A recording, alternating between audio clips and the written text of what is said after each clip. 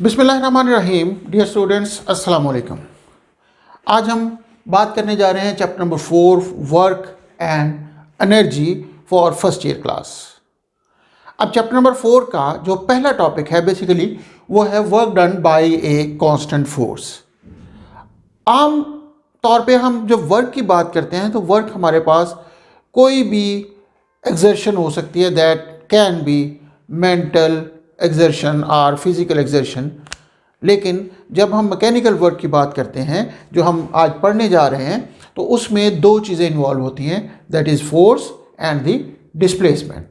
इनमें से कोई एक चीज़ का एब्सेंट होना वर्क को एब्सेंट करार देता है।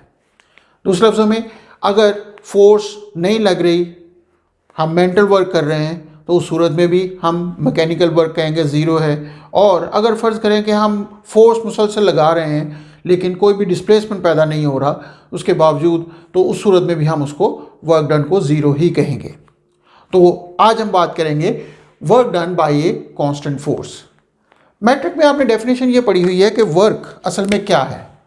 तो वर्क को आप डिफाइन करते थे, वर्क बराबर था force multiplied by distance in the direction of force.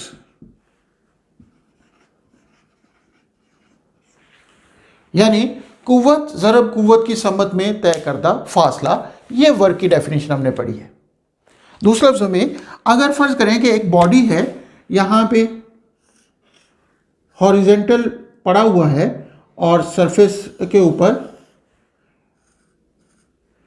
इस पर फोर्स F अगर इस डायरेक्शन में लग रही है, इस तरह कि इस फोर्स की डायरेक्शन में डिस्प्लेसमेंट वो यहाँ से बॉडी यहाँ तक अगर मूव करता है, D ट्रेवल करता है, चलो मैं इसको अभी S कह देता हूँ, S ट्रेवल करता है, तो हम वर्क को बड़ी आसानी से लिख देते थे F इंटू S। ये जो हमने मैट्रिक में ये बात की थी। अब हम इसको थोड़ा सा जनरलाइज करेंगे कि फोर्स हमेशा इसी तरह नहीं लगती कि जैसे यहाँ पे इस वक्त लग रही है, बल्कि बात सूरतों में ये होता है कि ये हमारे पास हॉरिजेंटल सरफेस पर जब कोई बॉडी रखा जाता है और उस पर जो फोर्स लगाई जाती है, that is making a certain angle with the horizontal, कि ये एंगल थीटा अगर हॉरिजेंटल के साथ बना रहा है तो उस सूरत में क्या होगा। तो अगर हम इसी डेफिनेशन को सामने रखें तो हम ये कह सकते हैं कि हमें फोर्स का वो कंपोनेंट चाहिए जो डिस्प्लेसमेंट की डायरेक्शन में है। यानी अगर डिस्प्लेसमेंट इस डायरेक्शन में है कि बॉडी यहाँ से यहाँ तक पहुँचता है इस फोर्स F की वजह से, तो हम ये फोर्स लेने, क्योंकि फोर्स की डायरेक्शन में डिस्प्लेसमेंट नहीं है, तो हम बजाय इसके कि फोर्स की डायरेक्शन को चेंज करें, हम फोर्स का वो कंपोनेंट ले लेते हैं जो कि डिस्प्लेसमेंट की डायरेक्शन में है। दूसरे लफ्ज़ों में, मैं इस सूरत में फोर्स के अगर दो कंपोनेंट की बात करूं तो एक कंपोनेंट ये होगा और दूसरा कंपोनेंट इसका अपवर्ड डायरेक्शन में हो जाएगा। अब इस कंपोनेंट की बात करें, F cos थीटा हो जाएगा और ये हमारे पास F sin थीटा होगा।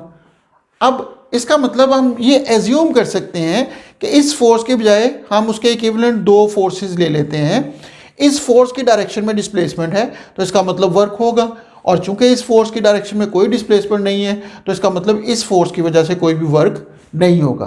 तो जो नेट वर्क होगा वो फिर क्या हो जाएगा, work will be equal to F cos theta multiplied by D। तो देखा जाए तो हमारे पास जो वर्क डन होगा वो F cos theta into D के बराबर होगा। F sin थीटा की डायरेक्शन में डिस्प्लेसमेंट D ज़ीरो है या S ज़ीरो है, तो इसलिए इसका वर्क डन भी ज़ीरो हो जाएगा। जैसे मैंने शुरू में कहा कि वर्क डन का मतलब क्या लिया जाएगा कि जब फोर्स लग रही हो और अपनी डायरेक्शन में डिस्प्लेसमेंट पैदा कर रही हो, तो इसका मतलब work done F cos theta into D आ जाएगा। अगर मैं इसको थोड़ा सा मॉडिफाई कर लूँ, F cos थीटा, सॉरी, इसको मैं इस तरह लिख लूँ F D cos थीटा, तो इसमें कोई हर्ज तो नहीं होगा because these are all numbers. तो ऐसी सूरत में ये हमारे पास F D cos थीटा, अगर आप गौर करें तो F डॉट D को रिप्रेजेंट करेगा। तो ये वर्क के बराबर हो जाएगा। तो वर्क हमारे पास होता है dot product of force and displacement, या ये स्केलर प्रोडक्ट होती है फोर्स और डिस्प्लेसमेंट की। तो फोर्स और डिस्प्लेसमेंट का जो कि डॉट प्रोडक्ट है, इसलिए हम कह सकते हैं कि work is a scalar quantity. तो अगर इसके यूनिट की बात कर लें तो वर्क के यूनिट हमारे पास, फोर्स के यूनिट न्यूटन होते हैं, डिस्प्लेसमेंट के यूनिट मीटर होंगे, तो न्यूटन डॉट मीटर इसके वर्क के यूनिट आ जाएंगे, और न्यूटन डॉट मीटर को हम जाउल का नाम दे देते हैं। अब 1 जाउल अगर डिफाइन करना हो तो इसका मतलब क्या होगा, 1 न्यूटन इंटू 1 मीटर। इसका मतलब यह है कि if a force of if a force of 1 Newton causes a displacement of 1 meter in the direction of force, then work is 1 joule। बल्कि जब हमें पूरा लिखना होगा यूनिट तो स्मॉल से लिखेंगे। तो वर्क हमारे पास 1 जाउल होगा अगर 1 न्यूटन की फोर्स किसी बॉडी पर एक्ट करे और उसमें 1 मीटर का डिस्प्लेसमेंट प्रोड्यूस कर दे इन इट्स ओन डायरेक्शन, तो जो वर्क डन होगा that will be 1 joule.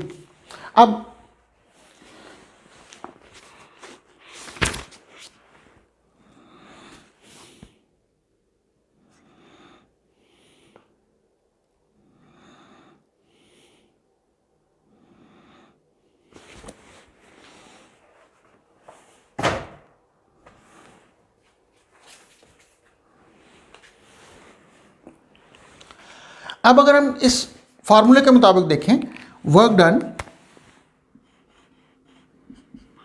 F dot D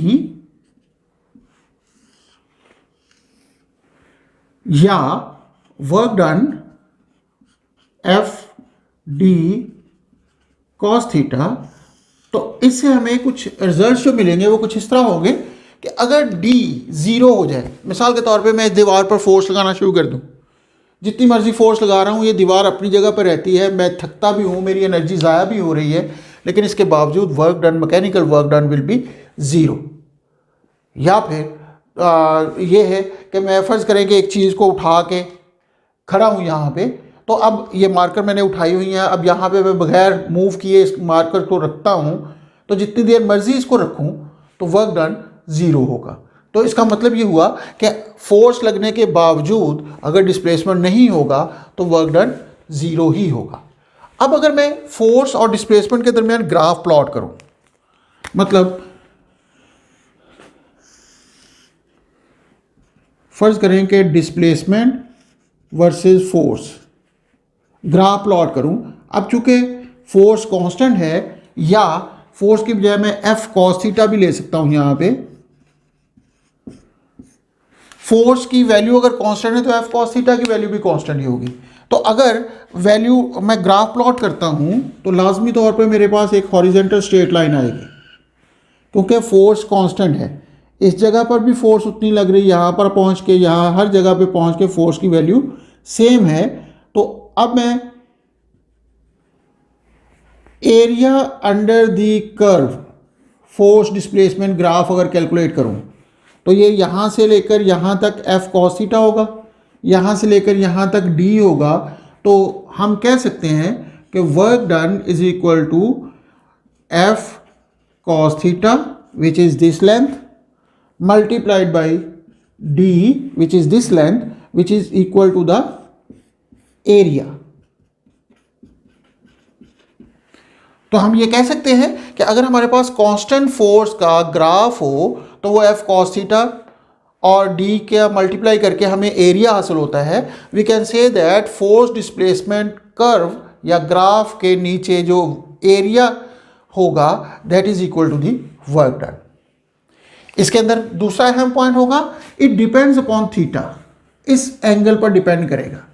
अब इस एंगल पर डिपेंड करने से क्या मुराद है कि अगर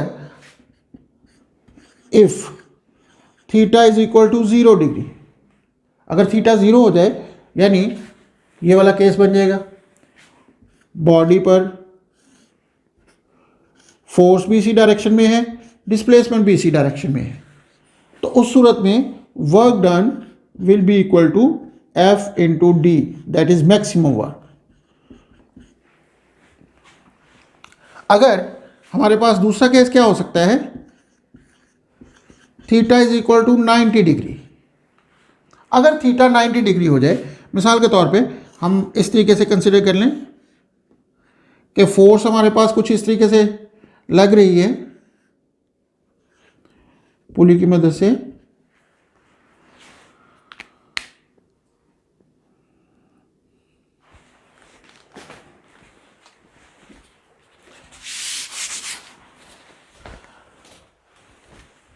मिसाल के तौर पे हमारे पास कुछ इस तरह की सूरत हाल है कि एक फोर्स इस तरह लग रही है, इसको एक फ़र्ज़ करें कि बाल्टी वगैरह या कोई चीज़ उठाई हुई, जैसे कि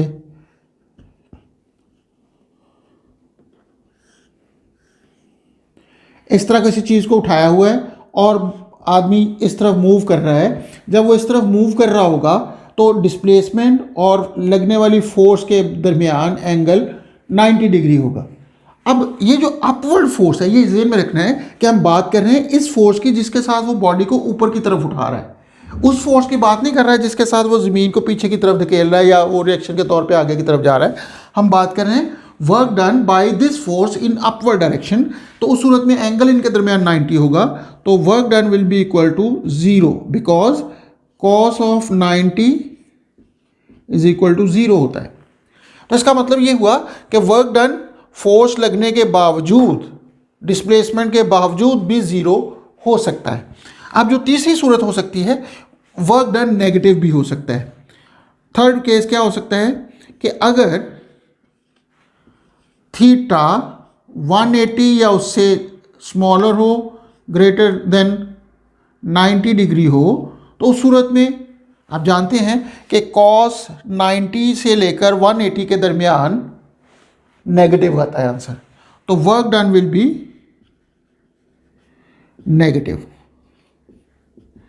तो उस सूरत में वर्क डन नेगेटिव आएगा। मिसाल के तौर पे अगर हम एक बॉडी को फोर्स लग रही है, एक बॉडी को इस तरफ थ्रो करते हैं, तो जो उस पर एयर फ्रिक्शन होगी वो उसके ऑपोजिट एक्ट करेगी, तो इसको रोकने की कोशिश कर रही है। अब बॉडी मूव कर रहा है in this direction but air friction उस पर इस तरफ एक्ट कर रही है, तो work done by the air friction will be negative because cos of 180 is equal to -1 होगा।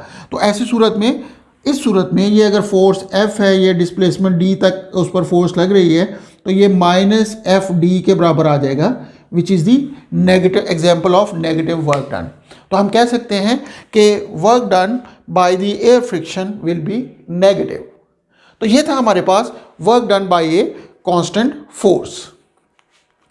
होप आप लोगों को इस बारे में कोई कन्फ्यूजन नहीं होगी, लेकिन अगर आपके ज़हन में कोई क्वेश्चन पैदा हो रहा है इस टॉपिक के हवाले से, तो आप कमेंट बॉक्स में जाके पूछ सकते हैं। अगली वीडियो तक के लिए अल्लाह हाफिज़।